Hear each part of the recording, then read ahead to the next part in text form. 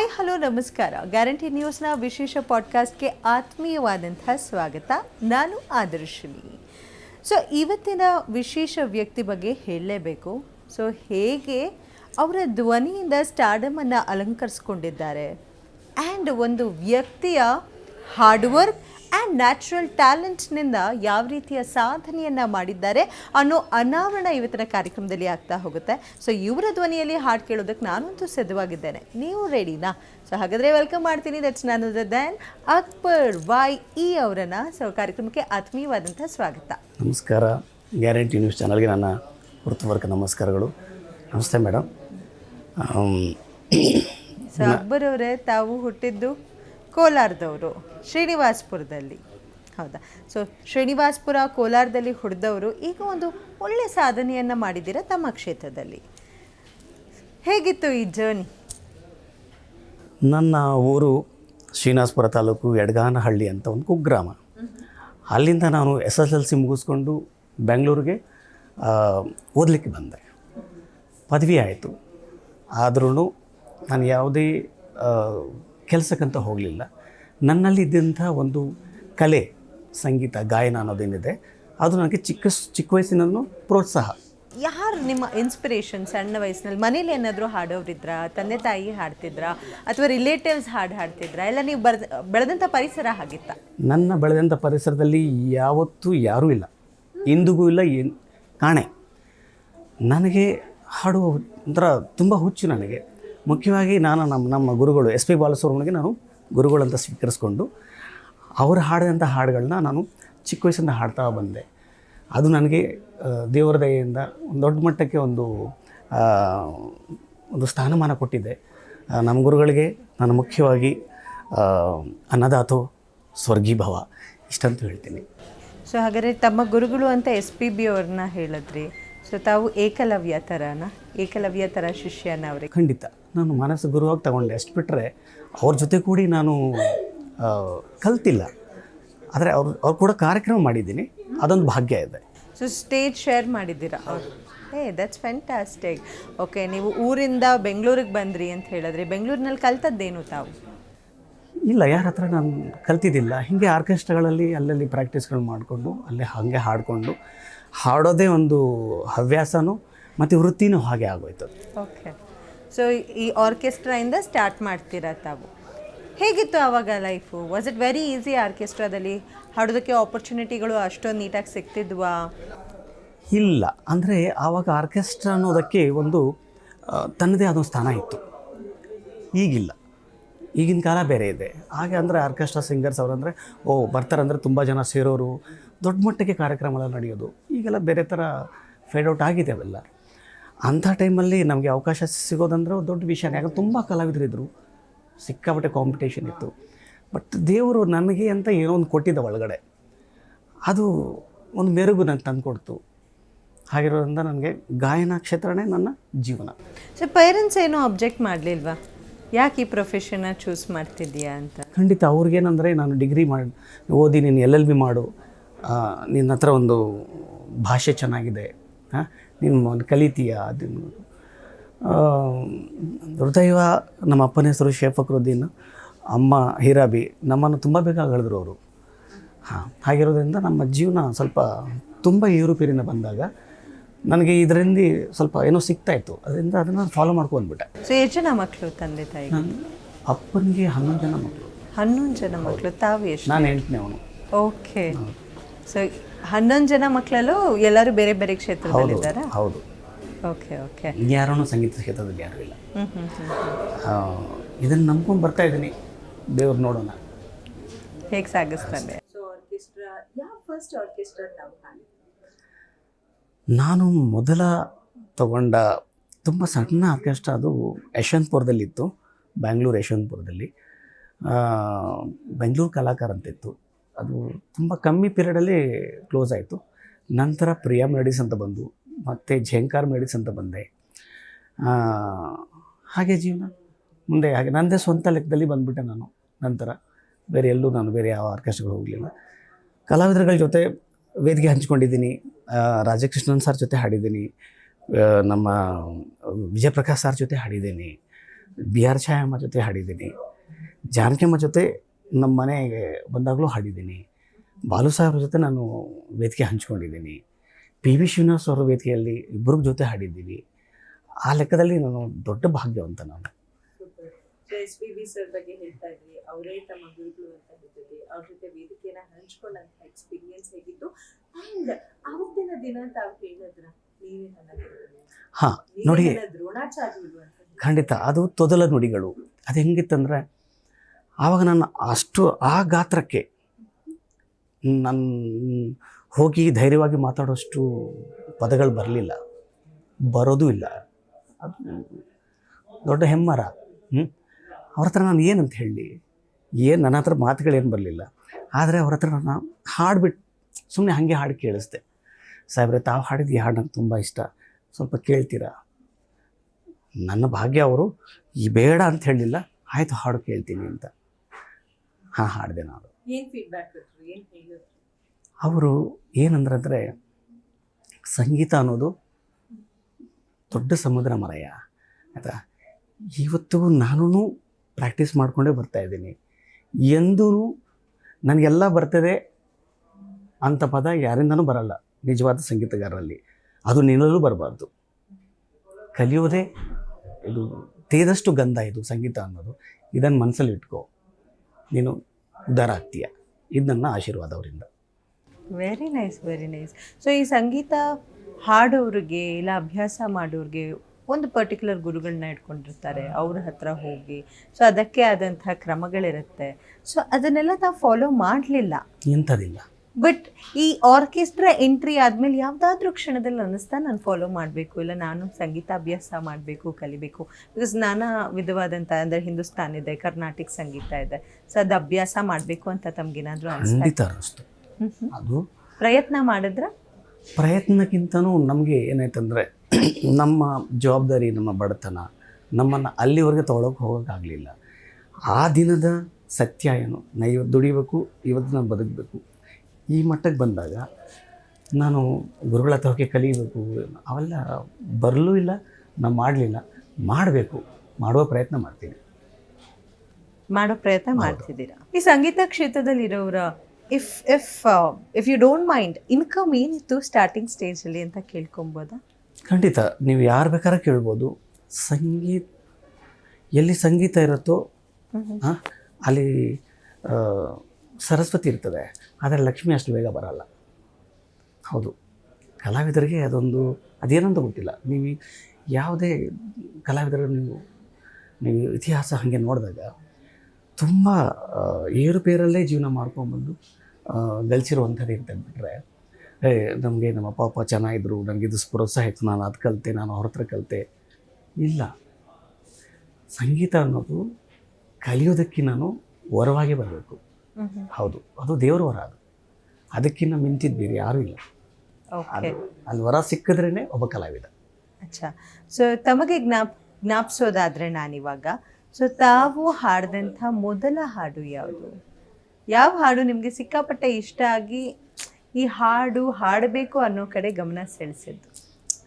ನನ್ನ ಗಾಯನದ ಟೈಮಲ್ಲಿ ಅಂದರೆ ನನ್ನ ತುಂಬ ಇಷ್ಟ ಆಗಿರೋ ಹಾಡುಗಳಲ್ಲಿ ಬಾಲು ಸಾಹೇಬ್ರದ್ದು, ಎಸ್ ಪಿ ಬಾಲು ಸಾಹೇಬ್ರದ್ದು ಪವಡಿಸು ಪರಮಾತ್ಮ, ಹಾಗೆ ಆಸೆಯ ಭಾವ, ಓಕೆ, ಜೀವವೆಣೆ, ಮನಸ್ಸೆ, ಸುಮಾರು ತುಂಬ ಹಾಡುಗಳು. ಅದರಲ್ಲಿ ಯಾವ್ದಾದ್ರು ಒಂದು ದ ಮೋಸ್ಟ್ ಫೇವ್ರೆಟ್ ನಮಗೋಸ್ಕರ ಒಂದು ಹಮ್ ಮಾಡ್ಬೋದಾದ್ರೆ? ಖಂಡಿತ. ಪವಡಿಸು ಪರಮಾತ್ಮ ಶ್ರೀ ವೆಂಕಟೇಶ, ಮನವೆಂಬ ಮಲ್ಲಿಗೆಯ ಹೂವ ಹಾಸಿಗೆ ಮೇಲೆ, ಪವಡಿಸು ಪರಮಾತ್ಮ ಶ್ರೀ ವೆಂಕಟೇಶ, ಸಪ್ತಗಿರಿವಾಸ. Wow, that's fantastic. ಎನಿವೇಸ್, ನೀವು ಆರ್ಕೆಸ್ಟ್ರಾ ಲೈಫ್ ಬಗ್ಗೆ ಹೇಳ್ತಾ ಇದ್ರಿ, ಆರ್ಕೆಸ್ಟ್ರಾಗೆ ಜಾಯ್ನ್ ಆದ್ರಿ, ಆಮೇಲೆ ನಿಮ್ಮದೇ ಆದಂಥದ್ದು ಮಾಡ್ಕೊಂಡ್ರಿ. ಸೊ ಆ ಟೈಮ್ಸ್ ಹೇಗಿತ್ತು? ಆ ಲೈಫ್ ಟೈಮು, ಆ ಕಾಲ ಬೇರೆ ಇತ್ತು. ಪ್ರತಿದಿನವೂ ಒಂದು. When was this? ಯಾವಾಗ ನಾ ಮಾತಾಡ್ತಾ ಇರೋದು ನಿಮಗೆ 1990. ಓಕೆ. 1990ರಲ್ಲಿ ನಾನು ಆರ್ಕೆಸ್ಟ್ರಾ ಇದಕ್ಕೆ ಎಂಟ್ರಿ ಆದ. ಸುಮಾರು ಎಡವರು ತೊಡವರು ಎಲ್ಲ ಮುಗಿಸ್ಕೊಂಡು ಹೆಸರು ಅನ್ನೋದು ಬಂದಿದ್ದು ನನಗೆ ಕೇವಲ ಜಸ್ಟ್ ಒಂದು 5-6 ವರ್ಷದಿಂದ. 5-6 ವರ್ಷದಿಂದ ನನ್ನ ಜನರು ಗುರುತು ಹೇಳಿದ್ರು. ಸೊ ಈ ಆರ್ಕೆಸ್ಟ್ರಾ ಟೈಮ್ಸ್ನಲ್ಲಿ ನಾವು ಕೂಡ ನೋಡಿರ್ತೀವಿ, ಯಾರಾದರೂ ಹಾಡು ಹಾಡಬೇಕಾದ್ರೆ ಡಿಮಾಂಡ್ಸ್ ಜಾಸ್ತಿ ಇರುತ್ತೆ. ಆ್ಯಂಡ್ ಈ ಆರ್ಕೆಸ್ಟ್ರಾ ಅಂತ ಬ್ರ್ಯಾಂಡ್ ಇದ್ದ ತಕ್ಷಣ ಆ ಸಿಂಗರ್ ಇರ್ತಾರೆ ಅನ್ನೋದು ಒಂದಿರುತ್ತೆ. ಆ ಸಿಂಗರ್ ಈ ಹಾಡೋದು ಸಖತ್ತಾಗಿ ಆಡ್ತಾರೆ, ಇದು ಹಾಡಿಸ್ಲೇಬೇಕು ಅನ್ನೋದೊಂದಿರುತ್ತೆ. ಸೊ ಆ ಥರ ಆನ್ ಡಿಮ್ಯಾಂಡ್ ರಿಕ್ವೆಸ್ಟ್ ಮಾಡ್ತಿದ್ದಂಥ ಹಾಡು ಯಾವುದು ನಿಮ್ಮ ಹತ್ರ ಹಾಡಿಸ್ಲಿಕ್ಕೆ? ನನ್ನ ಹತ್ರ ಹಾಡಿಸ್ಲಿಕ್ಕೆ ಕನ್ನಡದಲ್ಲಿ ತುಂಬ ಹಾಡುಗಳದಾವ. ಅಂದರೆ ಸ್ಟಾರ್ಟಿಂಗಲ್ಲಿ ಜಾಸ್ತಿ ಗಣೇಶ ಹಬ್ಬದ್ದು, ರಾಜ್ಯೋತ್ಸವ ಈ ಥರ ಹಾಡುಗಳು ಬರ್ತಾ ಇರ್ತದೆ. ಕನ್ನಡದಲ್ಲಿ ಸುಮಾರು ಹಾಡುಗಳು ವೇದಿಕೆ ಮೇಲೆ ಆವಾಗೆಲ್ಲ ಒಂಥರ ಜೋಶ್ ಹಾಡುಗಳು ಹಾಡಿಕೊಂಡು, ಇವಾಗ ಕಲಾವಿದ, ರೋಜಾ ಹೂವ ರೋಜಾ, ಸಿಪಾಯಿ, ರುಕ್ಕಮ್ಮ, ಒಂಥರ ಜೋಶ್ ಹಾಡುಗಳು ಹಾಡುವಂಥದ್ದು. ಸರಿ, ಈಗ ಒಂದು ಹಮ್ ಮಾಡಿದ್ರೆ ಆ ಜೋಶ್ ಸಾಂಗ್ ಇದ್ದರೆ ನಾವು ನಮ್ಮ ಕಾನ್ವರ್ಸೇಷನ್ನ ಜೋಶ್ಫುಲ್ಲಿನೇ ಮುಂದುವರಿಸೋಣ. ಯಾಕಿಲ್ಲ? ಗಗನ ಗಾಳಿಯಲ್ಲಿ ಜಿಗಿದು ಜೀವಿಸಲಿ ಚೆಲ್ಲುವ ಕನ್ನಡದ ಬಾವುಟ, ತಿರುಗೋ ಭೂಮಿಯಲ್ಲಿ ಮಿನುಗು ತೋರಿಸಲಿ ಚೆಲ್ಲುವ ಕನ್ನಡದ ಭೂಪಟ, ಮಾತಿನ ಜೊತೆಯಲ್ಲೇ ಗಂಧವಿರೋ ಕನ್ನಡ ಕಸ್ತೂರಿ ಎಲ್ಲೂ ಇಲ್ಲ, ಊರಿನ ಹೆಸರಲ್ಲೇ ಕರುಣೆಯಿರೋ ಕರುಣೆಯ ಕರುನಾಡು ಎಲ್ಲೂ ಇಲ್ಲ, ನೀರು ಕೇಳಿದರೆ ಪಾನಕ ನೀಡುತ್ತಾರೆ ಇಲ್ಲಿ, ಸತ್ಯ ಹೇಳುವುದೇ ಕಾಯಕ ಎನ್ನುತ್ತಾರೆ ಇಲ್ಲಿ, ರುಕಮ್ಮ ಏಳು ಕೆರೆಯ ನೀರು ಕುಡಿದೆ ರುಕ್ಕಮ್ಮ, ಏಳರಲ್ಲೂ ನಮ್ಮ ನೀರೇ ನೀರಮ್ಮ, ಹೇ ರುಕ್ಕಮ್ಮ ನಮ್ಮ ಊರೇ ಊರಮ್ಮ. ಈ ಥರ ಹಾಡುಗಳು ಜೋಶಲ್ಲಿ ಬಂದಾಗ ಆಡಿಯನ್ಸ್ದು ರಿಯಾಕ್ಷನ್ ಬೇರೆ ಥರ ಆಗ್ತಾಯಿತ್ತು. ಈಗಲೂ ಇದೆ, ಆದರೆ ಈಗ ಸ್ವಲ್ಪ ರೆಟ್ರೋ ಸ್ಟೈಲ್ಗೂ ಬಂದಿದೆ. ಜನ ಸ್ವಲ್ಪ ತುಂಬ ಮೆಲಡೀಸು, ಭಕ್ತಿಗೀತೆಗಳು ಕೇಳೋಕ್ಕೆ ತುಂಬ ಇಷ್ಟಪಡ್ತಾ ಇದ್ದಾರೆ. ಅದರಲ್ಲಿ ಒಂದು ಮೆಲಡಿ ಲೆಕ್ಕ ತೊಗೊಂಬಂದಾಗ ನನಗೆ ಇಷ್ಟವಾದದ್ದು ಎಸ್ ಪಿ ಬಾಲಸುಬ್ರಹ್ಮಣ್ಯದಲ್ಲಿ ಆಸೆಯ ಭಾವ ಒಲವಿನ ಜೀವ ಒಂದಾಗಿ ಬಂದಿದೆ, ಹೊಸ ಬಗೆಗೊಂಗಿನ ನಿಶಿತಾನೇರಿದಂತಿದೆ, ಆಸೆಯ ಭಾವ ಒಲವಿನ ಜೀವ ಒಂದಾಗಿ ಬಂದಿದೆ. That's beautiful. ಸೊ ಹೀಗೆ ಹಾಡಿನ ಜರ್ನಿ ಸ್ಟಾರ್ಟ್ ಆಯಿತು ಆ್ಯಂಡ್ ಸಕ್ಸಸ್ಫುಲಿ ಆಗ್ತಾ ಹೋಯಿತು. ಬರೀ ಕನ್ನಡಕ್ಕೆ ಮಾತ್ರ ಸೀಮಿತವಾಗಿದ್ದರೆ ಇಲ್ಲ ಪರಭಾಷೆಗಳಲ್ಲೂ ಹಾಡಿದ್ದೀರಾ? ಹೌದು, ನಾನು ನಮ್ಮ ಊರು ಆಂಧ್ರಾಗೆ ಹತ್ತಿರ ಇದ್ದಿದ್ದರಿಂದ ತೆಲುಗು ಭಾಷೆ ಅದು ತಾನಾಗೇ ಬರ್ತದೆ. ಅಲ್ಲೆಲ್ಲ ಜಾಸ್ತಿ ತೆಲುಗು ಭಾಷೆ ಉಂಟು. ಬ್ಯಾಂಗ್ಳೂರು ಬಂದ ಮೇಲೆ ಕರೆಕ್ಟಾಗಿ ಹೇಳ್ಬೇಕಂದ್ರೆ ನಾನು ಬೆಂಗಳೂರು ಬಂದ ನಂತರ ಕನ್ನಡ ಕಲ್ತಿದ್ದು ಮಾತಾಡೋಕ್ಕೆ. ಯಾಕಂದರೆ ಅಲ್ಲೆಲ್ಲ ಓದಿದ್ದೆಲ್ಲ ಕನ್ನಡನೇ. ಭಾಷೆ ಆಗಿತ್ತಂದ್ರೆ ಅಲ್ಲಿ ಆಡು ಭಾಷೆ ಎಲ್ಲ ತೆಲುಗು, ಅಕ್ಷರಗಳೆಲ್ಲ ಕನ್ನಡ. ಹಾಂ, ಬೋರ್ಡ್ ಮೇಲೆ ಬರೆಯೋದು ಒಂದಾನೊಂದು ಕಾಲದಲ್ಲಿ ಸ್ಟೂಡೆಂಟ್ನ ಕರೆಯೋದು ಟೀಚರ್ಸು, ಏಯ್ ಲೇರಾ ಚದುರ ಇದೆ, ಈ ಥರ ವಾತಾವರಣದಲ್ಲಿ ಬಂದವು. ಹಾಗಿರೋದು ನನಗೆ ತೆಲುಗು ಚೆನ್ನಾಗಿದೆ, ತಮಿಳ್ ಚೆನ್ನಾಗಿದೆ, ಹಿಂದಿ ಚೆನ್ನಾಗಿದೆ, ಉರ್ದು ಚೆನ್ನಾಗಿದೆ, ಭಾಷೆ ಚೆನ್ನಾಗಿದೆ, ದೇವ್ರ ಭಾಷೆ ಕೊಟ್ಟಿದ್ದಾನೆ. ಸೊ ಎಲ್ಲ ಭಾಷೆಯಲ್ಲೂ ಫ್ಲೂಯೆಂಟಾಗಿ ಮಾತಾಡ್ತೀರಿ, ಪ್ಲಸ್ ಫ್ಲೂಯೆಂಟಾಗಿ ಹಾಡ್ತೀರಿ. ಸೊ ಹಿನ್ನೆಲೆ ಗಾಯನ ಅಂತ ಮಾತಾಡೋದಾದರೆ ಚಲನಚಿತ್ರಗಳಿಗೆ ಹಿನ್ನೆಲೆ ಗಾಯನ ಏನಾದರೂ ನೀಡಿದ್ದೀರಾ ತಾವು? ಚಲನಚಿತ್ರಗಳಲ್ಲಿ ನನಗೆ ಅವಕಾಶಗಳು ಕೆಲವು ಕಡೆ ಹೋಗಿದ್ದೆ. ಬಟ್ ಆಗಿನ ಟೈಮಲ್ಲಿ ತುಂಬ ದೊಡ್ಡ ಕಲಾವಿದರು ಬೇರೆ ಬೇರೆ ಲೆಕ್ಕದಲ್ಲಿ ಇರೋದ್ರಿಂದ ಚಿಕ್ಕದ ಮಟ್ಟದಲ್ಲಿ ಹೋಗಿ ಹಾಡಿ ನಾವು ಹೆಸರು ತಗೊಳ್ಳೋದು ಅದು ದೊಡ್ಡ ಸಾಹಸದ ವಿಷಯ. ನಮ್ಮ ಗುರುಗಳು ಎಸ್ ಪಿ ಬಾಲಸುಬ್ರಹ್ಮಣ್ಯಂ ಅವರು ಕೋವಿಡ್ ಟೈಮಲ್ಲಿ ನಮ್ಮನ್ನು ಅಗಲಿದ ನಂತರ ಸುಮಾರು ಚಿತ್ರಗಳು ತೆಲುಗಿಂದ ಕನ್ನಡಕ್ಕೆ ಅನುವಾದ ಆದವು. ಆ ಅನುವಾದ ಆದಂಥ ಚಿತ್ರಗಳಲ್ಲಿ ಮುಖ್ಯವಾಗಿ ಶಂಕರಾಭರಣಂ ಬಾಲು ಸಾಹೇಬರಿಗೆ ನ್ಯಾಷನಲ್ ಅವಾರ್ಡ್ ತಂದು ಕೊಟ್ಟಂಥ ಒಂದು ಗೀತೆಗಳು. ಅದು ಈ ಕುಗ್ರಾಮದಲ್ಲಿ ಹುಟ್ಟಿ ಬಂದಂಥ ಒಬ್ಬ ಸಣ್ಣ ಗಾಯಕನಿಗೆ ಉಳಿದು ಬಂದಿದ್ದು ದೊಡ್ಡ ಭಾಗ್ಯ. ನನ್ನನ್ನು ಅವಕಾಶ ಕಲ್ಪಿಸ್ಕೊಟ್ಟಂಥ ಸಾಹಿತಿ ಡಾಕ್ಟರ್ ವಿ ನಾಗೇಂದ್ರ ಪ್ರಸಾದ್ ಸಾಹೇಬ್ರಿಗೆ ಖಂಡಿತ ನಾನು ವಂದಿಸ್ತೀನಿ. ನನ್ನನ್ನು ಹೆಂಗೆ ಗುರ್ತು ಹಿಡಿದ್ರೋ ಗೊತ್ತಿಲ್ಲ, ನಿನ್ನ ವಾಯ್ಸ್ಗೆ ಸೂಟ್ ಆಗುತ್ತೆ ಅಂದ್ಬಿಟ್ಟು ನಾನು ಕೊಟ್ಟರು ಅವರು ಶಂಕರಾಭರಣಂ.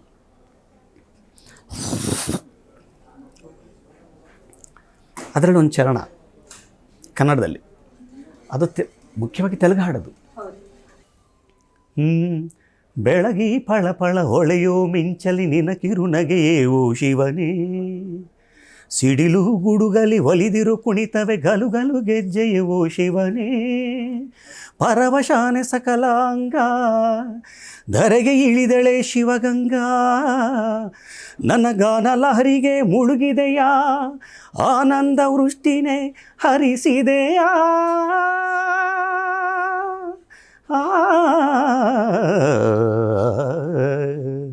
ಶಂಕರ ನಾದ ಶರೀರ ಪರ ವೇದ ವಿಹಾರ ಜೀವೇಶ್ವರ, ಶಂಕರ ಶಂಕರ ಶಂಕರ. ಈ ಗೀತೆ ಹಾಡೋ ಒಂದು ಭಾಗ್ಯ ನನಗೆ ಒಲಿದು ಬಂತು. ಎಷ್ಟು ಖುಷಿ ಇದೆ. ಖಂಡಿತ ಖುಷಿಗಿಂತನೂ ಅದು ಭಾಗ್ಯ ಅಷ್ಟೇ, ಅದು ಬೇರೆ ಪದ ಇಲ್ಲ. ಅದು ಆ ಮಟ್ಟಕ್ಕೆ ಗುರುಗಳದ್ದು ಅವ್ರ ಲೆಕ್ಕದಲ್ಲಿ ಸಿಕ್ಕ ಒಂದು ಸಣ್ಣ ಪ್ರಸಾದ ಇದೆಯಲ್ಲ, ಅದನ್ನು ಆ ಥರನೇ ಸ್ವೀಕರಿಸಿದ್ದೀನಿ ಬಿಟ್ಟರೆ ನನಗೇನು ಸಿಕ್ಕಿದೆ ಅಂತೇನಿಲ್ಲ. ಅದೊಂದು ಚಿಕ್ಕ ಪ್ರಸಾದ ಅಷ್ಟೇ ನನಗೆ. That's beautiful. ಚಲನಚಿತ್ರ ಗೀತೆಗಳು ಹೊರತಾಗಿ ತಾವು ಜಾನಪದ ಗೀತೆ, ಭಾವಗೀತೆ, ಭಕ್ತಿಗೀತೆ, ಆಲ್ಬಮ್ಸ್ನೆಲ್ಲ ಮಾಡಿದ್ದೀರಿ ಅಂತ ಕೇಳ್ಪಟ್ಟೆ, ಹಾಡಿದ್ದೀರಾ. ಸೊ ಅದರ ಬಗ್ಗೆ ಹೇಳೋದಾದರೆ ಹೇಗಿದೆ ಅದಕ್ಕೆ ಕ್ರೇಜು? ಖಂಡಿತ ಇದೆ, ಅದರದೇ ಆದ ಸ್ಥಾನಮಾನಗಳು ಬೇರೆ. ಈ ಭಾವಗೀತೆಗಳು, ಲಘು ಸಂಗೀತ, ಶಾಸ್ತ್ರೀಯ ಸಂಗೀತ, ಆ ವಿಷಯಕ್ಕೆ ಬಂದಾಗ ಅದು ಬೇರೆ. ಚಲನಚಿತ್ರ ಸಂಗೀತ ಬೇರೆ. ನಾನು ಜಾಸ್ತಿ ಚಲನಚಿತ್ರ ಸಂಗೀತದಲ್ಲಿ ತೊಡಗಿಸ್ಕೊಂಡಿರೋದ್ರಿಂದ, ಆದರೆ ಅದ್ರ ಬಗ್ಗೆ ತುಂಬ ಗೌರವ ಇದೆ, ಒಲವಿದೆ. ನಾನು ಮೈಸೂರು ದಸರಾ ಅರಮನೆ ಎದುರುಗಡೆ ಕಾರ್ಯಕ್ರಮದಲ್ಲಿ ಹೋದ ವರ್ಷ ಕಾರ್ಯಕ್ರಮ ಮಾಡಿದಾಗ ಮೊದಲ ಗೀತೆ ಹಾಡಿದ್ದು ನಾನು ಜನಪದ ಗೀತೆ. ಯಾವ ಹಾಡು ಹಾಡಿದ್ರಿ ಜನಪದ ಗೀತೆ? ತಿಂಗಾಳು ಮುಳುಗಿದವೋ, ರಂಗೋಲಿ ಬೆಳಗಿದವೋ, ತಾಯಿ ಚಾಮುಂಡಿಯ ಪೂಜೆಗೆಂದು ಬಾಳಿ ಬಾಗಿದವು, ನಮ್ಮ ತಾಯಿ ಚಾಮುಂಡಿಯ ಪೂಜೆಗೆಂದು ಬಾಳಿ ಬಾಗಿದವು. ಆ ಗೀತೆಯೊಂದಿಗೆ ಚಾಮುಂಡಿ ತಾಯಿಗೆ ನಮಸ್ಕರಿಸ್ಕೊಂಡು ಪ್ರಾರಂಭ ಮಾಡಿದೆ ಹಾಡನ್ನ. ಸೊ ಹೇಗಿತ್ತು ಮೈಸೂರಿನಲ್ಲಿ ಅದು, ಆ ಒಂದು experience of singing in stage? Madam, ಅದು ಎಕ್ಸ್ಪೀರಿಯನ್ಸ್ ಅನ್ನೋದಕ್ಕಿಂತನೂ ಆ ವೈಬ್ಸೇ ಬೇರೆ. ಅಲ್ಲಿ ಹೋಗೋದೇ ಒಂದು ದೊಡ್ಡ ವಿಷಯ. ಅದು ನಾವು ಹೋಗ್ತೀವಿ ಅನ್ನೋದಕ್ಕಿಂತನೂ ಅಲ್ಲಿ ಕರೆ ಅಷ್ಟೇ. ಅದು ಅಲ್ಲಿನ ಆಯ್ಕೆ ಅದು ಅಷ್ಟೇ. ನಾವೇನೋ ಸಾಧಿಸ್ಕೊಂಡು ಹೋಗ್ತೀವಿ ಅಂದರೆ ಅದು ಆಗಲ್ಲ. ಅದು ಅಲ್ಲಿಂದ ಆಯ್ಕೆ ಬರಬೇಕು. ನೀ ಬರಬಲ್ಲೆ, ನೀ ಹಾಡಬಲ್ಲೆ ಅನ್ನೋದು ಸೂಚನೆ ಇದ್ದರೆ ಮಾತ್ರ ಆ ವೇದಿಕೆ ಮಾತ್ರ ಹತ್ತಕ್ಕೆ ಸಾಧ್ಯ. ಅದು ನನ್ನ ಅನುಭವ. ಅದಕ್ಕೆ ಮೀರಿ ಬೇರೆ ಪದ ಇಲ್ಲ ಅಲ್ಲಿ.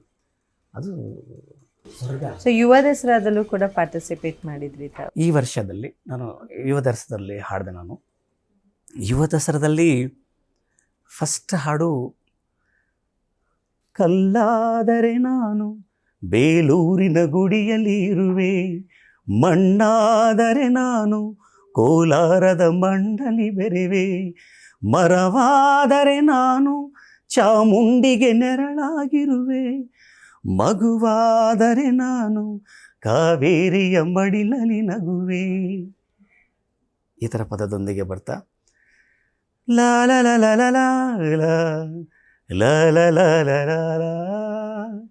ಲಾ ಲಾ ಲಾ ಲಾ ಲಾ ಲಾ ಲಾ ಲಾ ಲಾ ಲಾ ಲಾ ಹೇ ಲಾ ಲಾ ಲಾ ಲಾ ಲಾ ಲಾ. ಎಂಥ ವಿಶೇಷ ಅಂದರೆ ಪದಗಳೇ ಹಾಡಲಿಲ್ಲ ನಾನು, ಬರೀ ಲಾ ಲಾ ಲಾ ಅಷ್ಟೇ ಹಾಡಿದ್ದು. ಅಷ್ಟಕ್ಕೆ ಅಲ್ಲಿ ಆ ಜನರ ರಿಯಾಕ್ಷನ್, ಆ ಸೌಂಡು ನಿಜವಾಗ್ಲೂ ಕಿವಿ ಹೊಡೆದೋಯ್ತು. ಅಂದರೆ ಶಂಕರ್ನಾಗ್ ಅವ್ರ ಬಗ್ಗೆ ಯಾವ ಮಟ್ಟಿಗೆ ಇವತ್ತಿಗೂ ಜನರಿಗೆ ಒಂದು ಅಭಿಮಾನ ಇದೆ ಅಂತ ಆ ಹಾಡು ಕೂಡ ನಾ ಬಹಳ ಕಂಡೆ. ಫೇಮಸ್. ನಾ ಕಂಡೆ. ಸೊ ಒಟ್ನಲ್ಲಿ ಈಗ ಮಾತಿದೆ, ಇವಾಗ ಬಂದಂಥ ಹೊಸ ಹೊಸ ಹಾಡುಗಳಿಗೆ ಮಾತ್ರ ರಿಯಾಕ್ಟ್ ಮಾಡ್ತಾರೆ ಜನ ಅಂತ, but that is not correct ಅಲ್ವಾ? ಟ್ರೂ ಅಲ್ವಾ ಅದು? ಅದೊಂದು ಗುಂಪು ಅಷ್ಟೇ, ಅಷ್ಟೇ. ಅದೊಂದು ಸಣ್ಣ ಗುಂಪು ಅಷ್ಟೇ. ದೊಡ್ಡ ಗುಂಪಾಗಿ ತಗೊಂಡಾಗ ಇವತ್ತಿಗೂ ಆ ಹಳೆ ಹಾಡುಗಳಿಗೆ ಜೀವ ಇದೆ. ಅದನ್ನು ತುಂಬ ಖುಷಿಯಾಗಿ ತಗೊಳ್ಳೋರು ತುಂಬ ಜನ ಇದ್ದಾರೆ, ತುಂಬ ಒಳ್ಳೆ ಆಡಿಯನ್ಸ್ ಇದ್ದಾರೆ. ಅದರಲ್ಲಿ ಮುಖ್ಯವಾಗಿ ನಮ್ಮ ಕನ್ನಡಿಗರಂತೂ ಯಾವುದೇ ಕಲಾವಿದರಲ್ಲಿ ಅವರು ದೊಡ್ಡ ಮಟ್ಟಿಗೆ ಬೆಳೆಸ್ತಾರೆ. ಸೊ ಸ್ಟೇಜ್ ಮೇಲೆ ಹಾಡುವಂಥ ಹಾಡು ನಿಮ್ಮ ಎಕ್ಸ್ಪೀರಿಯನ್ಸ್ನ ನೀವು ಹೇಳ್ತಾ ಹೋದ್ರಿ, ಬಟ್ ರಿಹ್ಯಾಬ್ ಸೆಂಟರ್ ಏನು ಸರ್ ಅದು? ಹೌದು, ಅಂದರೆ ಅನಾಥಾಶ್ರಮ, ವೃದ್ಧಾಶ್ರಮ, ಈ ಥರ ಜಾಗಗಳಲ್ಲಿ ಹೋಗಿ ನಾನು ಓಪನಾಗಿ ಹೇಳಬಾರ್ದು, ನಾನು ಏನೋ ಮಾಡಿಬಿಟ್ಟೆ ಅಂತಲ್ಲ, ಅವರಲ್ಲಿ ನಾನಾಗಿ ಹೋಗಿ ಕೂತ್ಕೊಂಡು ಬೆರೆತು ಅವ್ರ ಜೊತೆ ಹಾಡು ಹಾಡಿ ಅವ್ರಿಗೊಂದು ಸ್ವಲ್ಪ ಏನು ನನ್ನ ಕೈಲಾದಷ್ಟು ಒಂದು ಚಿಕ್ಕದೊಂದು ಸಣ್ಣದೊಂದು ಸೇವೆ ಮಾಡಿಬಿಟ್ಟು ಬರೋದು ನನಗೆ ಒಂದು ಅಭ್ಯಾಸ ಆಯಿತು. ಓಕೆ. ಹೌದು. So you do it every year ಈ ಥರ? Every month. Every month? ಪ್ರತಿ ತಿಂಗಳು ನಾನು ಮಾಡ್ತೀನಿ. ಅದನ್ನು ನಾನು ಸೋಷಿಯಲ್ ಮೀಡಿಯಾದಲ್ಲಿ ಎಲ್ಲೂ ನಾನು ಹಾಕ್ಕೊಂಡಿಲ್ಲ, ಹಾಕೋದು ಇಲ್ಲ, ಬೇಡ ಅನ್ನಿಸ್ತು. ಓಕೆ. ಸೊ ಪೊಲೀಸ್ ಇಲಾಖೆಗೆ ತಾವು ಅಲ್ಲೂ ಹೋಗಿದ್ದೀರಾ? ನನ್ನನ್ನು ತುಂಬ ದೊಡ್ಡ ಮಟ್ಟಕ್ಕೆ ಬೆಳೆಸಿದ್ದು ಪೊಲೀಸ್ ಇಲಾಖೆ ಅವರು, ನವೀವ ದೇವರೇ, ಅನ್ನದಾತರು. ನನಗೆ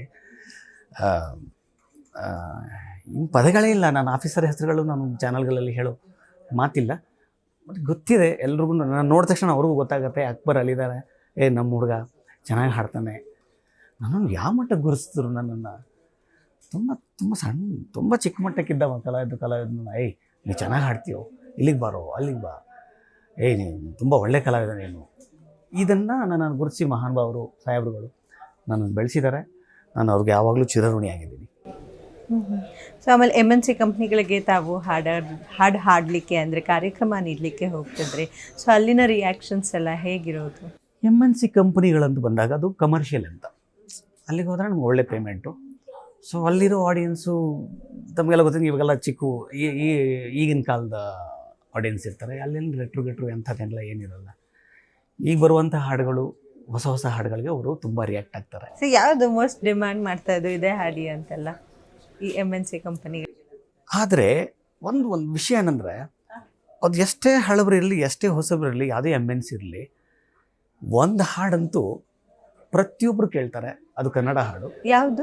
ಎಲ್ಲೇ ಹೋದ್ರೂ ಹಿರಿಯರೇನು ಕಿರಿಯರೇನು ಹರುಷ ಪಡಲು ಭೇದವೇನು,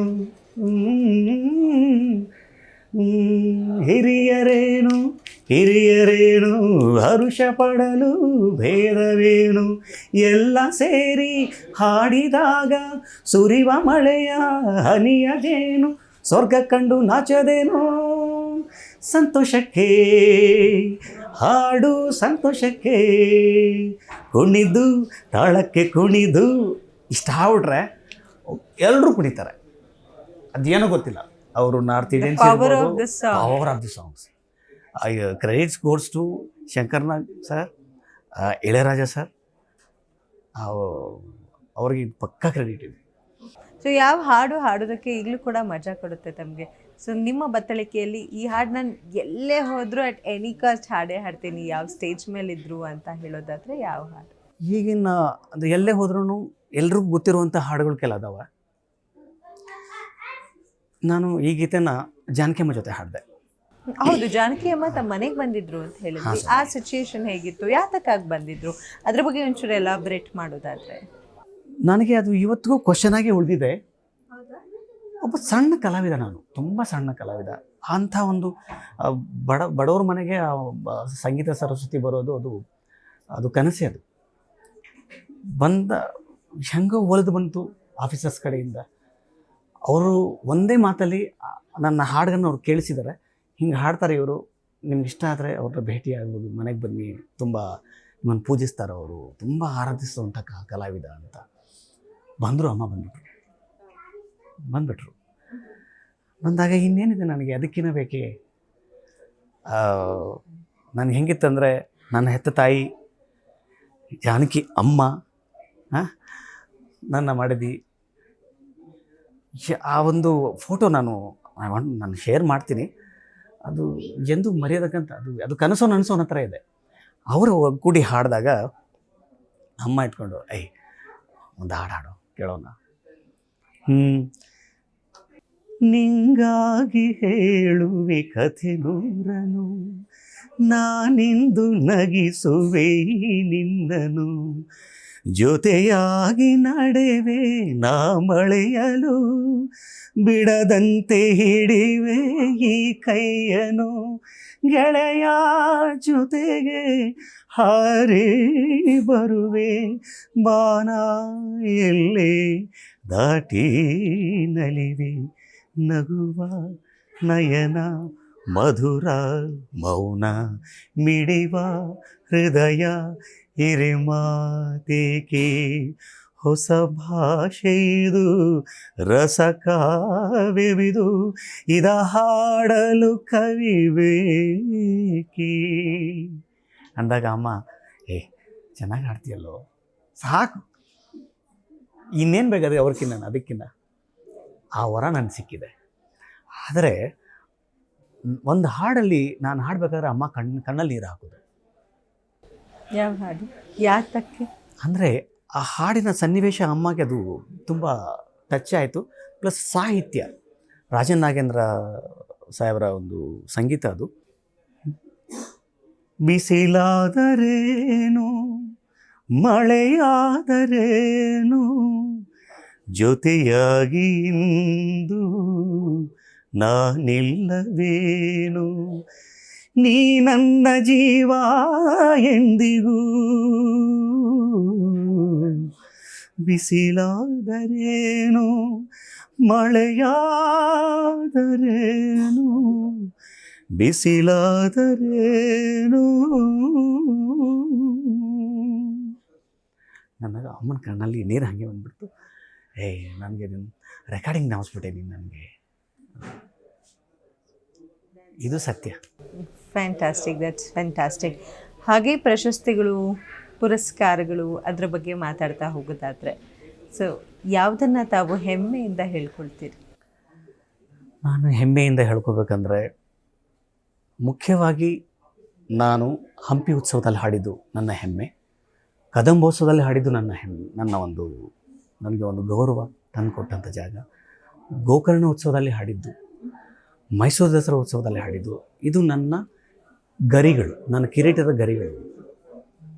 ಅದು ಹಾಗೆ ನಮ್ಮ ಮುಖ್ಯಮಂತ್ರಿಗಳು ಸಿದ್ದರಾಮಯ್ಯ ಸಾಹೇಬರು ನನ್ನನ್ನು ಒಂದು ಪ್ರೆಸ್ ಕ್ಲಬ್ಬಲ್ಲಿ ನನ್ನನ್ನು ಗುರುತಿಸಿ ಒಂದು ಪಾರಿತೋಷಿಕ ಕೊಡೋದು ನನ್ನ ಜೀವನದ ಒಂದು ಸಾಧನೆ ಹೇಳಬಲ್ಲೆ. ಬೇರೆ ಬೇರೆ ಲೆಕ್ಕದಲ್ಲಿ ತೊಗೊಂಡ್ರೆ ಈಗ ಕಾಂಪಿಟೇಷನ್ಗಳಲ್ಲಿ, ಚಾನಲ್ ಕಾಂಪಿಟೇಷನ್ಗಳಲ್ಲಿ ಆವಾಗ ನಡೀತದಲ್ಲಿ ಫಸ್ಟ್ ಪ್ರೈಸು, ಸೆಕೆಂಡ್ ಪ್ರೈಸು ಅವೆಲ್ಲ ಚೆನ್ನಾಗಿದೆ, ಅದೊಂಥರ ಬೇರೆ ಥರ. ಬಟ್ ಮುಖ್ಯವಾಗಿ ಹೇಳ್ಕೊಬೇಕಂದ್ರೆ ಇದು.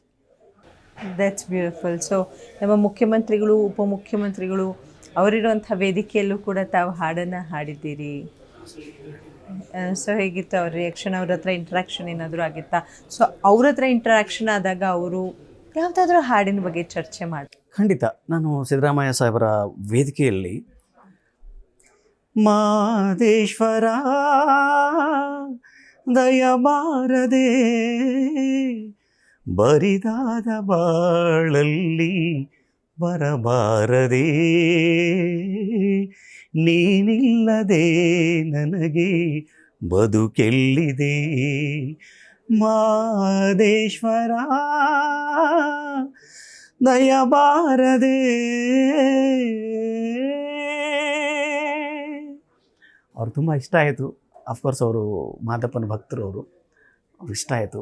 ಹಾಗಿರಲಿ ನೀನು ತುಂಬ ಭಾವ ತುಂಬಿ ಹಾಡಿದ್ದೀಯಾ ಅನ್ನೋ ಒಂದು ಪದ ಅವರಿಂದ ಕೇಳ್ಪಟ್ಟಾಗ ಸಮಾಧಾನ, ಖುಷಿಯಾಯಿತು. That's super. ಸೊ ಪ್ರಶಸ್ತಿಗಳ ಬಗ್ಗೆ ಮಾತಾಡಿದ್ವಿ, ಪುರಸ್ಕಾರಗಳ ಬಗ್ಗೆ ಮಾತಾಡಿದ್ವಿ, ಆ್ಯಂಡ್ ನೀವು ವಿವಿಧ ಸ್ಟೇಜ್ನಲ್ಲಿ ಆದಂತಹ ಎಕ್ಸ್ಪೀರಿಯನ್ಸನ್ನ ನಮ್ಮ ಜೊತೆ ಹಂಚ್ಕೊಂಡ್ರಿ. ಸೊ ಕೊನೆಯದಾಗಿ ಎಷ್ಟೊಂದು ಜನ ಅಂದ್ಕೊಂಡಿರ್ತಾರೆ ಸಂಗೀತ ಕ್ಷೇತ್ರಕ್ಕೆ ಬರಬೇಕು, ನಾನು ಹಾಡನ್ನು ಹಾಡಬೇಕು, ಸೊ ಕೆಲವರಿಗೆ ಅನುಕೂಲಸ್ಥರು ಇರ್ತಾರೆ, ಅನಾನುಕೂಲಸ್ಥರು ಇರ್ತಾರೆ. ಸೊ ಅವರುಗಳಿಗೆ ಒಂದು ಕಿವಿ ಮಾತು ಹೇಳೋದಾದರೆ ಏನು ಹೇಳ್ತೀರಿ? ಕಿವಿ ಮಾತು ನಾನು ಹೇಳೋ ಮಟ್ಟಕ್ಕೆ ನಾನೇನು ಬೆಳೆದಿಲ್ಲ. ಒಬ್ಬ ಗಾಯಕರಿಗೆ ನೀವು ಹೀಗಿರಿ ಅನ್ನೋ ಮಟ್ಟಕ್ಕೆ ನಾನೇನಿಲ್ಲ. ನಾನೊಬ್ಬ ಗಾಯಕ. ಬಟ್ ನಿಮ್ಮ ಎಕ್ಸ್ಪೀರಿಯನ್ಸ್ ಇದೆಯಲ್ಲ, ಬಿಕಾಸ್ ನೀವು SPB ಸರ್ ಅವರನ್ನ ದ್ರೋಣಾಚಾರ್ಯನನ್ನಾಗಿ ಮಾಡಿ ತಾವು ಏಕಲವ್ಯ ಆಗಿ ಕಲ್ತಂಥ ಒಂದು ಸಾಧನೆ ಇದು. ಸೊ ಅದ್ರ ಬಗ್ಗೆ ಹೇಳಿ. ಖಂಡಿತ ಮೇಡಮ್, ಯಾರೇ ಇರಲಿ ಯಶಸ್ಸಿನ ಹಿಂದೆ ಹೋಗಬೇಡಿ. ನೀವೇನು ಕಲ್ತಿದ್ದೀರಾ, ಏನು ಕಲಿಬೇಕು, ನೀವು ಹೇಗೆ ಹಾಡಬಲ್ರಿ ಅದ್ರ ಬಗ್ಗೆ ಜಾಸ್ತಿ ಕಾಳಜಿ ಕೊಟ್ಟಾಗ ಅಲ್ಲಿ 100% ಸಕ್ಸಸ್ ಸಿಗುತ್ತೆ. ನಿಮ್ಮಲ್ಲಿರುವಂಥ ಒಂದು ಆ ಕಲೆ ಏನಿದೆ ಅದರ ಮೇಲೆ ಭರವಸೆ ಇಟ್ಕೋಬೇಕು. ಹೌದು, ದೇವ್ರು ನನಗೆ ಇದು ಕೊಟ್ಟಿದ್ದಾನೆ, ಇದನ್ನು ನಂಬ್ಕೊಂಡು ಹೋದರೆ ನನಗೆ ಒಂದಲ್ಲ ಒಂದು ಕಡೆ ನನಗೆ ಸ್ಥಾನಮಾನ ಸಿಗುತ್ತೆ ಅನ್ನೋ ಒಂದು ದೃಢ ನಿರ್ಧಾರ ಇರಬೇಕು. ಅಫ್ಕೋರ್ಸ್ ಪ್ರಯತ್ನ ಪಡಬೇಕು, ಪ್ರಯತ್ನಗಳಿದ್ದೇ ಇರ್ತದೆ ಜೀವನದಲ್ಲಿ. ಆದರೆ ನಾನು ಏನು ಬೇಕಾದ್ರೆ ಮಾಡಬಲ್ಲೆ ಅನ್ನೋದು ಸಂಗೀತದಲ್ಲಿ ಆಗಲ್ಲ. ಅದು ಒಲಿದ್ರೇ ಅದು, ಇಲ್ಲಾಂದರೆ ಇಲ್ಲ. ಅದನ್ನು ನಂಬಿರೋರು ತುಂಬ ಭಕ್ತಿಯಿಂದ ಅದನ್ನು ಸ್ವೀಕರಿಸಬೇಕು, ಅದನ್ನು ಪ್ರಾರ್ಥನೆಯಾಗಿ ತಗೋಬೇಕು. ಆವಾಗ ದೇವರು ಒಂದಲ್ಲ ಒಂದಿನ ಖಂಡಿತವಾಗಿ ಸಕ್ಸಸ್ ಕೊಡ್ತಾರೆ, ನನ್ನ ಅನುಭವದ ಮಾತು. ಸೊ ನಿಮ್ಮ ಹತ್ರ ಟಿಪ್ಸ್ ಕೇಳೋದಾದರೆ, ಬಿಕಾಸ್ ಈ ಸಂಗೀತ ಕ್ಷೇತ್ರದಲ್ಲಿರೋರು, ಹಾಡೋರು, ಗಾಯಕರಿಗೆ ಏನು ಹೇಳ್ತಾರೆ, ಕಂಠ ಶುದ್ಧವಾಗಿರಬೇಕು. ಸೊ ಅದಕ್ಕಾಗಿ ಯಾವುದಾದ್ರೂ ಎಕ್ಸಸೈಸ್ ಮಾಡೋದಿದೆಯಾ ತಾವು? ಸೊ ಏನು ಮಾಡ್ತೀರಾ, ಏನು ಟಿಪ್ಸ್ನ ಕೊಡ್ತೀರಾ? ಎಂಥದಿಲ್ಲ ಮೇಡಮ್, ಹಾಡ್ತಾ ರಾಗ ನಲ್ತಾರೆ ಹೋಗ ಅಷ್ಟೇ. ಚೆನ್ನಾಗಿ ಹಾಡ್ತಾ ಇರಬೇಕು, ಪ್ರತಿದಿನ ರಿಹರ್ಸಲ್ ಮಾಡಬೇಕು, ಪ್ರತಿದಿನ ಹೊಸದಾಗಿ ಏನಾದರೂ ಅದರಲ್ಲೇ ಹುಡುಕ್ತಾ ಹೋಗಬೇಕು. ಅರೆ ಈ ಜಾಗ ನನಗೆ ಸರಿಯಾಗಿ ಬರ್ತಾ ಇಲ್ವೇ, ನಾನು ಹಾಡ್ಬೋದಾ, ಆ ಒಂದು ಪಲಕು ನನಗೇನಕ್ಕೆ ಬರ್ತಾ ಇಲ್ಲ, ಇದ್ರ ಬಗ್ಗೆ ಗಮನ ಕೊಡಬೇಕು. ಯಾರು ಗೊತ್ತಿದೆಯೋ ಅವ್ರ ಮುಂದೆ ಹಾಡಬೇಕು. ಸಂಗೀತದ ಬಗ್ಗೆ ಯಾರು ಗೊತ್ತಿರ್ತದೋ ಅವ್ರ ಮುಂದೆ ಹಾಡಿದಾಗ ನಮ್ಮಲ್ಲಿ ಅವರೇ ಈ ಹಂಗಲ್ಲಪ್ಪ, ನೀನು ಹಿಂಗೆ ಹಾಡಬೇಕಾಗಿತ್ತು ಅನ್ನೋದನ್ನು ಹೇಳ್ಕೊಡಕ್ಕಿರ್ತದೆ. ಸೊ ನೀವು ಈ ಅಭ್ಯಾಸ ಮಾಡ್ಬೇಕಾದ್ರೆ ಯಾರು ನಿಮ್ಮನ್ನ ಕರೆಕ್ಟ್ ಮಾಡ್ತಾರೆ? ಸೊ ಯಾರ ಮುಂದೆ ತಾವು ಕರೆಕ್ಷನ್ ಮಾಡಿಸ್ಕೊಂಡಿದ್ರಿ ಆ ಟೈಮ್? ನನ್ನ ಅಭ್ಯಾಸ ಮಾಡಿದಾಗ ನನ್ನ ಮುಂದೆ ಯಾರು ಇರಲಿಲ್ಲ. ಹೇಗೆ ನಾನು ಆರ್ಕೆಸ್ಟ್ರಾಗಳಲ್ಲಿ ಹಾಗೆ ಹಾಡ್ತಾ ಹೋದಾಗ ಹಿಂಗಲ್ಲಪ್ಪ ಹಾಗೆ. ಅದೊಂದು ಮುಖ್ಯವಾಗಿ ಕ್ಯಾಸೆಟ್ನ ಪೆನ್ ಹಾಕಿ ತಿರುಗಿಸಿ ರಿವೈಂಡ್ಗಳು ಹಾಕಿ ಮತ್ತೆ ಪದೇ ಕೇಳಿ ಅದನ್ನು ಅದು ಹಿಂಗೆ ಬರ್ತಾ ಇಲ್ಲ, ತರರಿರ ರಾಣಿನ ತನನ, ಅಲ್ಲಿ ಅಷ್ಟು ಸಂಗತಿಗಳದಾವೆ. ಬಟ್ ಮಾಮೂಲಿಯಾಗಿ ಹಾಡ್ಬೇಕಂದ್ರೆ ಬರಲ್ಲ ಅದು. ತರನನ ತರಿರನನ ತರರಾರಿನ ಈಗ ಬರ್ತದೆ, ಆವಾಗ ಹಂಗೆ ಬರ್ತಾ ಇರಲಿಲ್ಲ. ಆವಾಗ ಹಾಡುವಂಥ ಧಾಟಿ ಆ ಸ್ಟೈಲ್ ಬೇರೆ ಇರ್ತದು. ಅದು ಗೊತ್ತಿಲ್ಲ ಜನರಿಗೆ, ಅದು ಹೆಂಗೆ ಇಷ್ಟ ಆದ್ರೂ ಗೊತ್ತಿಲ್ಲ, ಇಲ್ಲರೂ ಬೆಳೆದು ಬಂದು. ಓಕೆ. ಸೊ ನೀವು ಮೀಟ್ ಮಾಡಿದಂಥ ಬಹಳಷ್ಟು ಗಾಯಕರನ್ನ ನೀವು ಮೀಟ್ ಮಾಡಿರ್ತೀರಿ. ಸೊ ಅಫ್ಕೋರ್ಸ್ ನಿಮಗೆ ಬೆಸ್ಟ್ ಕಾಂಪ್ಲಿಮೆಂಟ್ಸ್ ಅಂತೂ ಬಂದಿರುತ್ತೆ. ಸೊ ಯಾರು ಕೊಟ್ಟಂತಹ ಕಾಂಪ್ಲಿಮೆಂಟ್ ಇನ್ನೂ ನಿಮಗೆ ಖುಷಿ ತಂದು ಕೊಡುತ್ತೆ ಜ್ಞಾಪಿಸ್ಕೊಂಡ್ರೆ? ಮುಖ್ಯವಾಗಿ ನನ್ನ ಗುರುಗಳು SP ಬಾಲಸುಬ್ರಹ್ಮಣ್ಯಂ, ನಂತರ ಜಾನಕಿ ಅಮ್ಮ ಬಗ್ಗೆ ನಾನು ಎಲ್ಲ ಹೇಳಿದೆ. ಆದರೆ ಎಂದಿಗೂ ಮರೆಯದಂಥ ಒಂದು ಕಾಂಪ್ಲಿಮೆಂಟ್ ನನಗೆ ಪುನೀತ್ ರಾಜ್ಕುಮಾರ್ ಸರ್ ಕೊಟ್ಟರು. ಅವರ ಸಮ್ಮುಖದಲ್ಲಿ ಹಾಡಿದಂಥ ಒಂದು ಹಾಡು ನನ್ನ ಧ್ವನಿಯಲ್ಲಿ ಅವ್ರಿಗೆ ಇಷ್ಟವಾದ ಹಾಡು. ನಾನು ಸುಮಾರು ಕಡೆ ಕಾರ್ಯಕ್ರಮಗಳಲ್ಲಿ ಹೇಳಿದ್ದೀನಿ, ಅದು ನಿಜಾನು ಕೂಡ. ಅವ್ರ ನೋಡಿ ಎಷ್ಟು ದೊಡ್ಡ ಲೆಜೆಂಡ್ರಿ ಅಕ್ಬರ್ ಸರ್, ನೀವು ಆ ಕನ್ನಡ ಹಾಡು ಅದಿದೆಲ್ಲ ಅದು ನನಗೆ ಇಷ್ಟವಾದದ್ದು, ಅದು ಹಾಡಿ ಅನ್ನೋದು. ಸಾಹೇಬ್ರೆ, ನೀವು ನನ್ನನ್ನು ಸರ್ ಅನ್ನೋದು ಎಂಥದಿದೆ, ತುಂಬ ಸಣ್ಣವ್ರು, ನಾವು ತುಂಬ ಸಣ್ಣ ಕಲಾವಿದರು, ಯಾವ ಮಟ್ಟಕ್ಕೂ ಎಂಥದಿಲ್ಲ. ನೀವು ಇಲ್ಲಪ್ಪ, ನಾವು ಸಂಗೀತ ಗೌರವ ಕೊಡೋರು, ನಿಮ್ಮಲ್ಲಿ ಅದು ಇದೆ, ಆ ಲೆಕ್ಕದಲ್ಲಿ ಮಾತಾಡ್ತಾ ಇದ್ದೀನಿ ನೋಡಿ, ಎಂಥ ಸಂಸ್ಕಾರ. ಅವರು ಹಾಡಂದಾಗ ನಾನು ಅವ್ರಿಗೆ ಇಷ್ಟವಾದ ಹಾಡು, ಒಲಿದ ಜೀವ ಜೊತೆಯಲಿರಲು ಬಾಳು ಸುಂದರ, ವಿಶ್ವವೆಲ್ಲ ಭವ್ಯವಾದ ಪ್ರೇಮ ಮಂದಿರ, ಒಲಿದ ಜೀವ ಜೊತೆಯಲಿರಲು ಬಾಳು ಸುಂದರ, ಈ ಬಾಳು ಸುಂದರ. So Appu sir favourite song ನಿಮ್ಮ ಕಂಠದಲ್ಲಿ ಕೇಳೋದಕ್ಕೆ ಇಷ್ಟವಾಗಿದೆ ಅವ್ರಿಗೆ. ಎಷ್ಟು ಚೆನ್ನಾಗಿ ಹಾಡ್ತೀರ ನೀವು, ನಿಮ್ಮ ಈ ಹಾಡಿಗೆ ನಾನು ಈ ಪದ ನಾನು ಕೇಳ್ಪಟ್ಟೆ ಅನ್ನೋದು ನನಗೆ ಸಂತೋಷ ಆದ.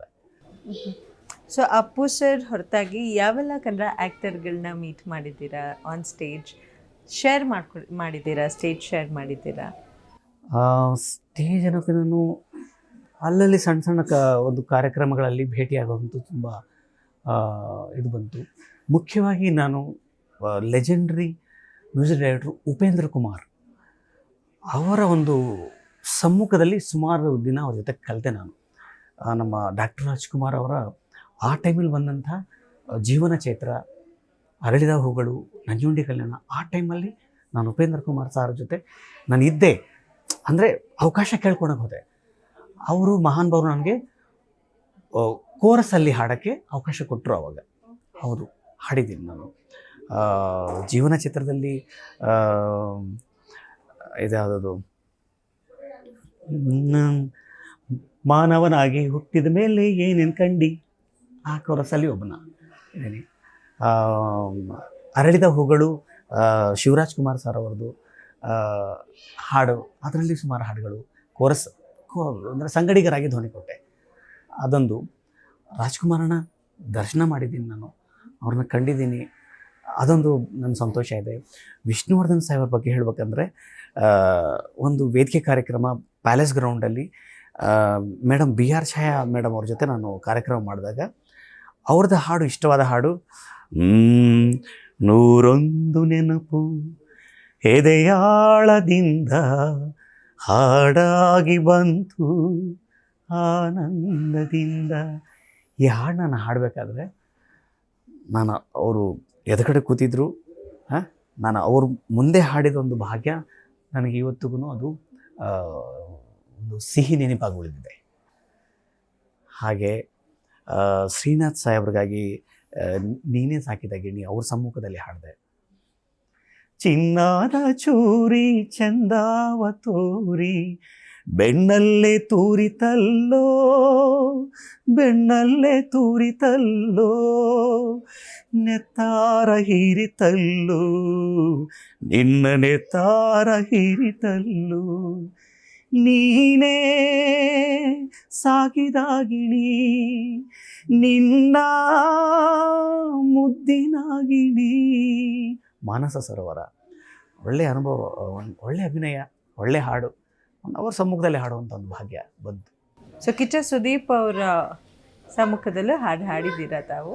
ಅಂದ್ರೆ ಒಂದು ತುಂಬ ಪ್ರೈವೇಟ್ ಕಾರ್ಯಕ್ರಮ ಅದು, ಅವ್ರ ಜೊತೆ ಕೂಡ ಹಾಡಿದ್ದೀನಿ, ಅವರಿಂದ ಪ್ರಶಂಸೆ ಪಡೆದಿದ್ದೀನಿ ನಾನು. ಅದು ಪ್ರೈವೇಟ್ ಕಾರ್ಯಕ್ರಮ. ಯಾವ ಹಾಡಿಗೆ ಕಿಚ್ಚ ಸುದೀಪ್ ಅವ್ರು ಫಿದಾ ಆಗಿದ್ದು? ಫಿದಾ ನೀವು ಮಾಡಿದ್ದು ಯಾವ ಹಾಡಿಗೆ? ಅವ್ರನ್ನ ಫಿದಾ ಮಾಡೋಕ್ಕಾಗಲ್ಲ, ಯಾಕಂದರೆ ಅವರು ಮೂಲತಃ ಗಾಯಕರೇ. ಅವರು ತುಂಬ ಒಳ್ಳೆ ಗಾಯಕರು, ಅವರು ತುಂಬ ಒಳ್ಳೆ ಗಾಯಕರು. ಅವರು ಅಂದರೆ ಗಾಯನ ಇಷ್ಟ ಆಗುತ್ತೆ, ಆದರೆ ಅವ್ರದ್ದೇ ಗಾಯನ ಇರೋದ್ರಿಂದ ನಾವು ಅವರು ಫಿದಾ ಅದು. ಹೌದೌದು. ನಿಮ್ಮ ಸಮ್ಮುಖದಲ್ಲಿ ಏನಾದರೂ ಅವ್ರು ಹಾಡು ಹಾಡಿದ್ದು ಆ ಥರದ್ದು ಏನಾದರೂ ಕ್ಷಣ ಆಯಿತಾ? ಖಂಡಿತ ಹಾಡಿದ್ರು ಅವರು. ಯಾವ ಹಾಡು? ಸ್ಪರ್ಶ. ಓಹೋ ಚೆನ್ನೆ ಚೆನ್ನೆ, ಓಹೋ ಚೆಲುವೆ ಚೆಲುವೆ. ಇದು ಚಂದಕ್ಕಿಂತ ಚಂದ ನೀನೆ ಸುಂದರ, ಈ ಹಾಡು. ಆಮೇಲೆ ಅವ್ರದ್ದು ತುಂಬ ಫೇವ್ರೆಟ್ ಸಾಂಗ್ ಮೈ ಆಟೋಗ್ರಾಫಲ್ಲಿ ಇದು ಸವಿ ಸವಿ ಸವಿ ಸವಿ ನೆನಪು ಸಾವಿರ ನೆನಪು. ಈ ಹಾಡುಗಳು ನೀವೇನೇ ಇರಲಿ, ಅಫ್ಕೋರ್ಸ್ ಆ ಹಾಡನ್ನ ಹರಿಹರನ್ ಸಾಹೇಬ್ರು ಹಾಡಿದ್ದಾರೆ, ಆದರೆ ಈ ಹಾಡನ್ನ ಸುದೀಪ್ ಸಾಹೇಬ್ರ ಬಾಯಲ್ಲಿ ಕೇಳು, ತುಂಬ ಚೆನ್ನಾಗಿ ಹಾಡ್ತಾರೆ, ತುಂಬ ಚೆನ್ನಾಗಿ ಹಾಡ್ತಾರೆ. ಸೊ ನೀವೇ ಅದೃಷ್ಟವಂತರು ಹಾಗಾದ್ರೆ. ಖಂಡಿತ ಆ ಭಾಗ್ಯ ನನಗುಂಟು. ಓಕೆ, ತಾವು ಹಾಡಿದ್ದು ಯಾವುದಾದ್ರೂ ಅವ್ರಿಗೆ ಇಷ್ಟ ಆಗಿ ಅಪ್ರಿಷಿಯೇಟ್ ಮಾಡಿದ್ರಾ ಸರ್? ಹಾಂ, ಅಂದರೆ ಅವರು ರೆಟ್ರೋ ಸಾಂಗ್ಸ್ ತುಂಬ ಇಷ್ಟಪಡ್ತಾರೆ, ತುಂಬ ಇಷ್ಟಪಡ್ತಾರೆ. ಮುಖ್ಯವಾಗಿ ರಾಜನ್ ನಾಗೇಂದ್ರ ಮ್ಯೂಸಿಕ್ಕು, ಹಂಸಲೇಖ ಮ್ಯೂಸಿಕ್ಕು, ಅವ್ರಿಗೆಲ್ಲ ತುಂಬ ಇಷ್ಟ ಅವ್ರಿಗೆ. ಅವ್ರ ಸಮ್ಮುಖದಲ್ಲಿ ಹಾಡಿದಂಥ ಹಾಡು ನಾನು ತೊಗೊಂಡಾಗ ಅವ್ರಿಗೆ ಸಾಹಿತ್ಯ ಇಷ್ಟ ಆಯಿತು ಅಂತ, ಈ ಹಾಡಿನ ಸಾಹಿತ್ಯ ನಂಗೆ ತುಂಬ ಇಷ್ಟ ಆಯಿತು ಅಂತು. ಕಲಾವಿದರ ಬಗ್ಗೆ ಒಂದು ಹಾಡು ಬರೆದಿದ್ದಾರೆ ಹಂಸಲೇಖ ಸಾರು, ಆ ಹಾಡು ಹಾಡಿ. ಹೌದು, ಪ್ರೇಮದ ಹೂಗಾರ ಈ ಹಾಡುಗಾರ, ಹೂ ನೀಡುತ್ತಾನೆ ಮುಳ್ಳು ಬೇಡುತ್ತಾನೆ, ಬೆಲ್ಲದ ಬಣಕಾರ ಈ ಹಾಡುಗಾರ, ಸಿಹಿ ನೀಡುತ್ತಾನೆ ಕಹಿ ಕೇಳುತ್ತಾನೆ, ಗೋವಿನ ಹಾಲಂತ ಮನಸ್ಸಿರುವ ಕೂಸಿನ ಜೇನಂತ ಮಾತಿರುವ ಈ ಹಾಡುಗಾರ. ಕಲಾವಿದ್ರ ಬಗ್ಗೆ ತುಂಬ ಒಳ್ಳೆ ಪದಗಳಾದ್ರು, ಸಾಹೇಬ್ರಿಗೆ ತುಂಬ ಇಷ್ಟ ಆಯಿತು, ಅವ್ರ ಸಮ್ಮುಖದಲ್ಲಿ ಹಾಡಿದೆ.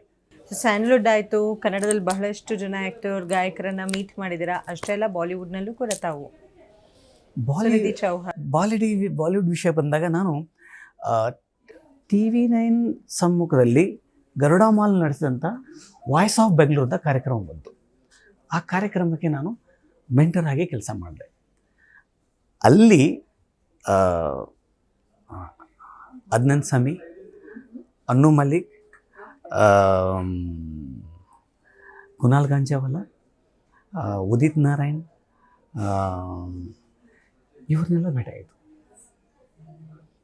ಅವ್ರ ಮುಂದೆ 4-5 ಪದಗಳು ಹಾಡಿದಂಥ ಒಂದು. Nice. So you definitely have to sing that. ಯಾವ್ದು ಹಾಡಿದ್ರಿ ಅವ್ರ ಸಮ್ಮುಖದಲ್ಲಿ ಅಂತ? ಅವರೆಲ್ಲ ಹಿಂದಿ ಹಾಡುಗಳು ಇಷ್ಟಪಟ್ಟರು. ಯಾವ ಹಾಡು ಹಾಡಿದ್ರಿ ಹಿಂದಿಯಲ್ಲಿ? ಅವ್ರು ಇಷ್ಟಪಟ್ಟಿದಂದರೆ ಮೊಹಮ್ಮದ್ ರಫೀದ್ ಯಾವ್ದಾದ್ರು ಹಾಡು ಆ ಥರ. ಓಕೆ, ನಮಗೋಸ್ಕರ ಒಂದು ಸ್ಯಾಂಪಲ್. ಖಂಡಿತ ಮೇಡಮ್. ಎಸ್. ಬಹಾರೋ ಫೂಲ್ ಬರ್ಸಾओ मेरा महबूब आया है, मेरा महबूब आया है. ಈ ಹಾಡು ಇಷ್ಟ ಆಯಿತು. ಸೊ ಹೇಗಿತ್ತು ಎಕ್ಸ್ಪೀರಿಯನ್ಸ್ ಅವ್ರ ಜೊತೆ? ನೀವು ಮಾತಾಡಿದಂಥ ಎಕ್ಸ್ಪೀರಿಯನ್ಸ್ ಆಗಿರ್ಬೋದು, ಈ ಹಾಡನ್ನು ಪ್ರೆಸೆಂಟ್ ಮಾಡಿದಂಥ ಎಕ್ಸ್ಪೀರಿಯನ್ಸ್ ಆಗಿರ್ಬೋದು. ಖಂಡಿತ ಒಬ್ಬ ಕಲಾವಿದನಿಗೆ ಅದಕ್ಕಿಂತ ಇನ್ನೇನು ಬೇಕಾಗಿದೆ? ಲೆಜೆಂಡ್ರಿಗಳು, ಆ ಮಟ್ಟದಂಥ ಕಲಾವಿದರು, ದೊಡ್ಡ ಮಟ್ಟಕ್ಕೆ ಪ್ರಪಂಚ ಪೂರ್ತಿ ಹೆಸರು ಮಾಡಿದವರು, ಅವ್ರ ಪಕ್ಕದಲ್ಲಿ ಇಲ್ಲರ ಅವ್ರ ಎದುರುಗಡೆ ಸಮ್ಮುಖದಲ್ಲಿ ಹೋಗಿ ಹಾಡಿದಾಗ ಪರವಾಗಿಲ್ಲ ಸಾಕು, ಸೂಪರ್ ಏನು ಬೇಡ, ಪರವಾಗಿಲ್ಲ ಅಷ್ಟೇ ಸಾಕು, ಅದೇ ಒಂದು ವರ.